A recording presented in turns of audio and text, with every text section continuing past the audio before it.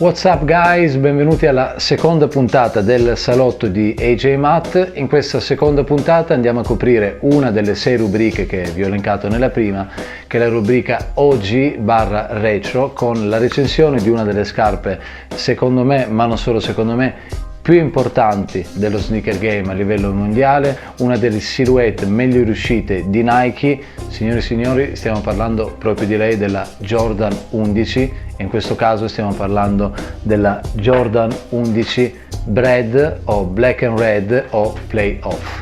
Ok folks, qualche piccolo cenno storico sulle Jordan 11. La prima release, come tutti sappiamo, è la Concord nel 1995 dalla penna di Tinker Hatfield, uno dei più abili designer che Nike e secondo me il mondo dello sneaker game abbia mai avuto. E subito dopo la Concord del 95 vediamo entra in campo, come si dice, la Bred, esattamente nel 1996, scarpa con la quale Michael Jordan vince il suo quarto anello, il suo quarto titolo, battendo i Seattle Supersonic il 16 giugno del 1996 per 4-2. C'è la foto iconica di Jordan disperato dalla felicità e soprattutto dal dolore del fatto che poco tempo prima avesse perso il padre, e va a vincere il suo quarto titolo il Father's Day, il giorno della festa del papà, che in America è il 16 giugno. Data molto importante, 16 giugno 1996, Jordan vince il quarto anello ai piedi alle Bred.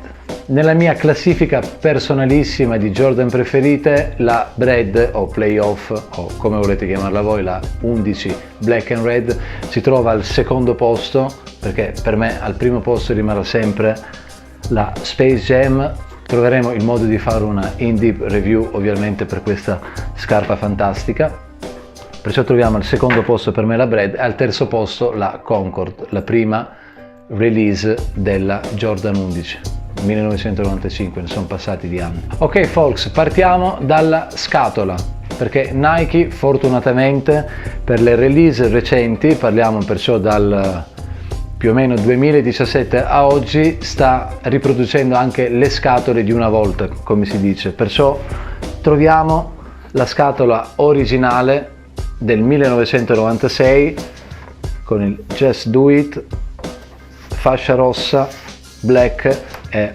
cartone con swoosh. Il tag ovviamente non è quello lì originale dell'epoca, ma il retro sì. Perciò OG anche la scatola. Ad onor di cronaca, visto che parliamo genericamente di 11, questa è la scatola delle 11 retro del 2018 e anche qui Nike ha deciso di fare la scatola come una volta. Perciò OG and retro anche per la scatola delle Jordan 11 Concord. Ok, parlando di scatole, prima di andare a una in-deep review della scarpa, vi voglio ricordare una cosa abbastanza curiosa. Questa qui è la prima retro con la scatola OG, se vogliamo chiamarla così, della metà degli anni 90, 1996, anche perché le release precedenti a questa Jordan 11 Black and Red o Bred, perciò parliamo di quella del 2001, del 2008 e del 2012, non avevano la scatola retro, perciò Nike ultimamente sta facendo delle scelte molto azzeccate, dandoci anche le scatole originali, diciamo, dell'epoca. Alcuni esempi dietro di me: la Space Jam o la Jordan 11 Win Like 82 mostrano delle scatole molto belle, ma completamente diverse a quelle che erano le scatole retro di una volta. Perciò in molte Jordan 11 precedenti a questa release troverete scatole o come quella lì, non così bella, o soprattutto come questa qui. Ok folks, è arrivato il momento di aprire la scatola. Just do it, I'm gonna do it. È il momento di aprire la scatola e vedere la J11 Bred. Prima cosa che troviamo, cartoncino commemorativo di questo splendore. Ok folks, eccola. Mi sembra di sentire le voci degli angeli tipo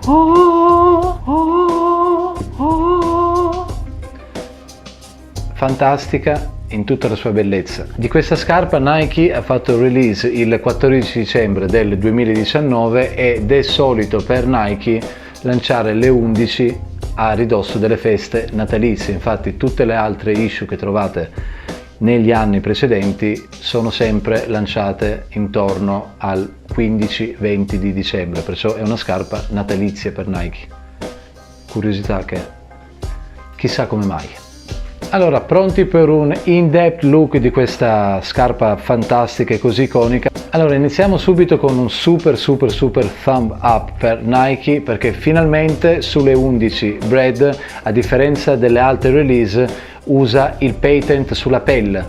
Perciò questa verniciatura, che è quella che ha reso famosissima la 11, infatti Michael disse a Tinker Hatfield: vorrei una scarpa che stesse bene anche con un tuxedo, perciò con un abito da sera super elegante tipo uno smoking.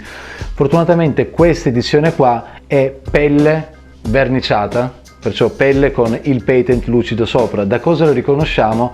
Dal fatto che il trim che vedete qua è bianco, dunque al di sotto c'è della pelle vera, a differenza delle uscite del 2008 e del 2001 e anche del 2012, che il trim si presenta nero, perciò ci può far pensare che non sia pelle, essendo che il patent comunque è una copertura abbastanza spessa. Perciò non cambia molto a livello visivo sulla scarpa, ma cambia a livello di materiale, perché tutti vogliono la pelle. Altra differenza dalle release precedenti è che tutto il patent, perciò tutto il middle della scarpa, è un pelino più alto e anche il toe box è un pelino più alto delle precedenti, perciò a livello di stesura del patent non è, se vogliamo, fedelissima all'OG, ma si avvicina molto. Il Jumpman guarda dal lato giusto. Nella release del 2001 e del 2008 il Jump era al contrario, perciò qui troviamo il Jumpman nella giusta direzione. Ok, passiamo al collar, dove troviamo il super distintivo 23 di MJ. 23 in decalcomania, come è giusto che sia così, perché l'unico ricamato numero sul collar di una 11 è quella della Space Jam, la PE, la Player Edition, lo vedremo poi nella recensione della Space Jam, dove il numero non è una decalcomania ma è ricamato, perché è una Player Edition e ci fu tutta una diatriba di multe e di situazioni particolari con quel 45 sulla scarpa e il 23 sulla maglietta, ma lo vedremo in itinere con la recensione delle altre scarpe. Come materiali Folks troviamo i classici materiali della 11, ballistic mesh su tutto il top della scarpa, veramente fantastico. Jumpman ricamato su pelle, perciò heel in pelle come tutte le 11.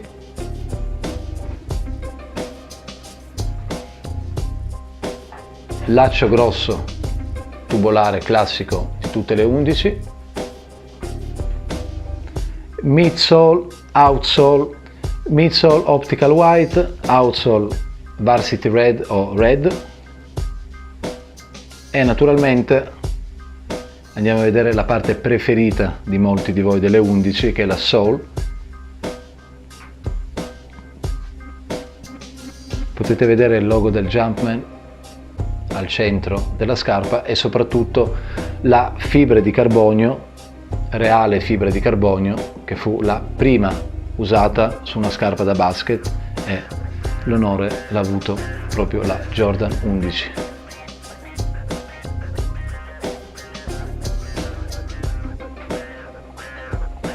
Ok folks, abbiamo visto la Jordan 11 Red o Black and Red o Playoff nella sua totalità.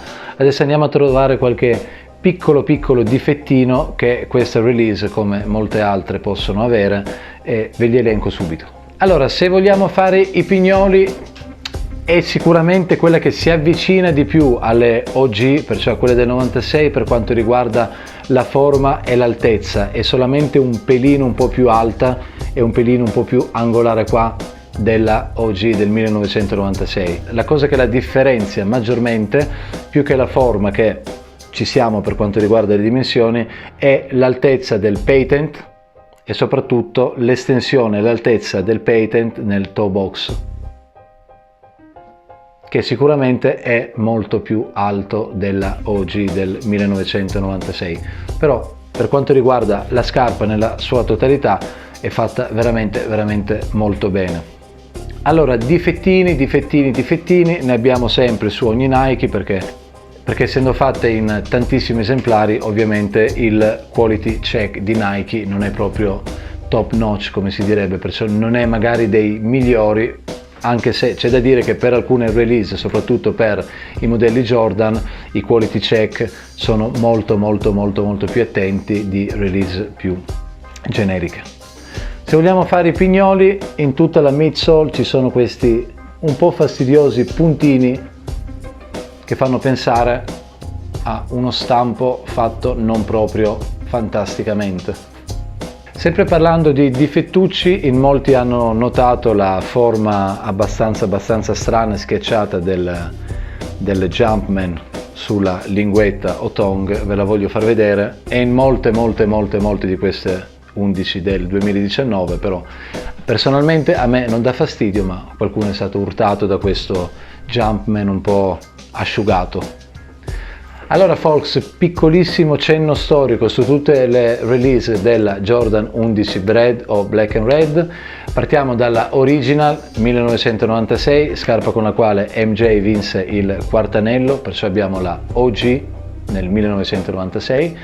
La prima riedizione di quella scarpa così tanto iconica fu nel 2001, esattamente il 22 dicembre del 2001, a $125 uscì la prima retro delle Jordan 11 Bred.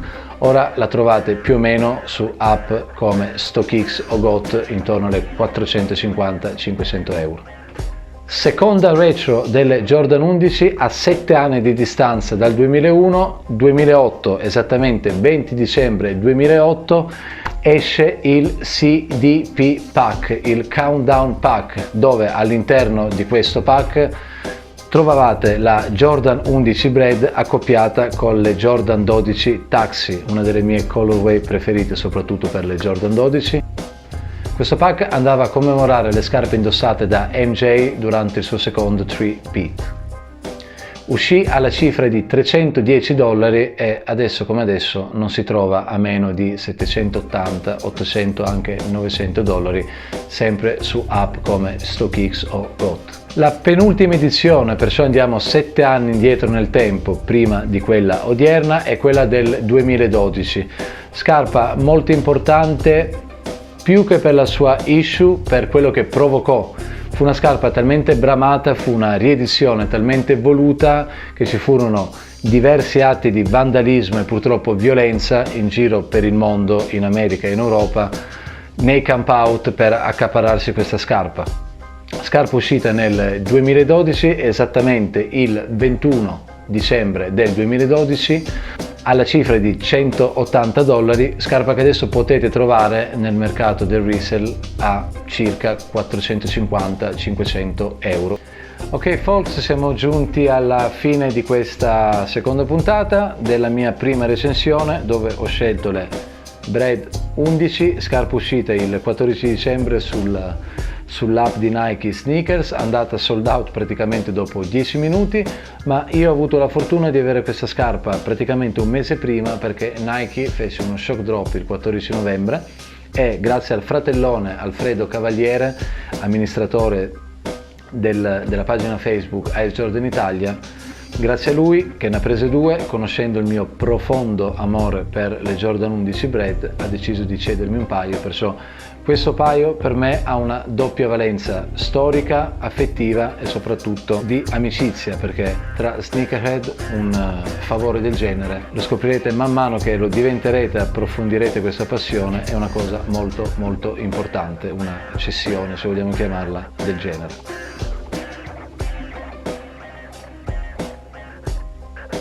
Grazie folks, da Matt e la Jordan 11 Bred o Black and Red è tutto, alla prossima, see ya!